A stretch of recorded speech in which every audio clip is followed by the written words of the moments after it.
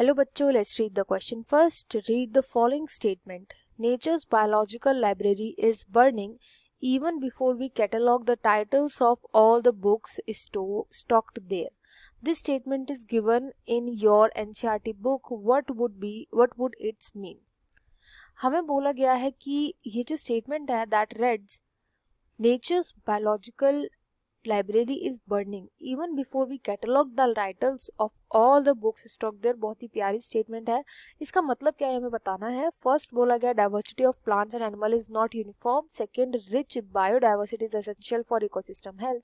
Third बोला गया large fraction of species faces the threat of becoming extinct even before we discover them. और fourth, all of the above. तो यहाँ पे जो की कॉन्सेप्ट यूज किया जाएगा ये होगा बायोडाइवर्सिटी लॉस का. ये जो स्टेटमेंट यहाँ पे बोले, यहाँ पे जो नेचर्स बायोलॉजिकल लाइब्रेरी है बोला जा रहा है इट इज बर्निंग. तो नेचर्स बायोलॉजिकल लाइब्रेरी का मतलब यहाँ पे बोला गया है बायोलॉजिकल लाइब्रेरी यहाँ पर सिग्निफाई करती है कि जो नेचर में डिफरेंट बायोडाइवर्सिटी जो प्रेजेंट है, बायोडाइवर्सिटी जो प्रेजेंट है नेचर की, ये बर्न कर रही है. मतलब इस बायोडाइवर्सिटी का लॉस हो रहा है. इस बायोडाइवर्सिटी का जो लॉस हो रहा है वो क्यों हो रहा है? यूजुअली ह्यूमन इंटरफेरेंस की वजह से हो रहा है. ह्यूमन इंटरफेरेंस की वजह से हो रहा है काफी ज्यादा हद तक.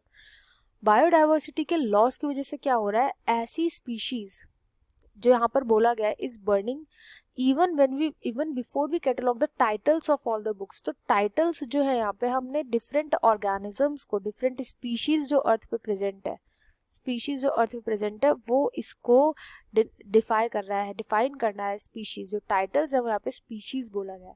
इसका सिंपल सा मतलब हम निकाले तो ये है कि इवन बिफोर हम डिफरेंट स्पीशीज जो अर्थ पे प्रेजेंट है इनको हम और डिस्कवर कर पाए, इनके बारे में और जान पाए, इनको हम कैटलॉग कर पाए, लिख पाए इनके बारे में कुछ, उससे पहले ही हमारे नेचर में जो बायोडाइवर्सिटी उसका लॉस हो रहा है. पिछले 500 ईयर्स में अराउंड 784 स्पीशीज जो है वो एक्सटिंक्ट हो चुकी हैं. स्पीशीज एक्सटिंक्ट हो चुकी है. एंड इन एक्सटिंक्ट हुई हुई स्पीशीज में से अगर हम ये ले ले तो 20 सालों में, 20 ईयर्स में ही हमारी 20 ईयर्स में ही अराउंड 27 इसमें एक्सटिंक्ट हुई है. 27 स्पीशीज जो है वो एक्सटिंक्ट हो गए. एंड आज भी अगर हम देखें तो करीब 15,500 स्पीशीज जो है वो एक्सटिंक्ट होने के कगार पर है, यानी कि वो एंडेंजर्ड घोषित करी हुई हैं.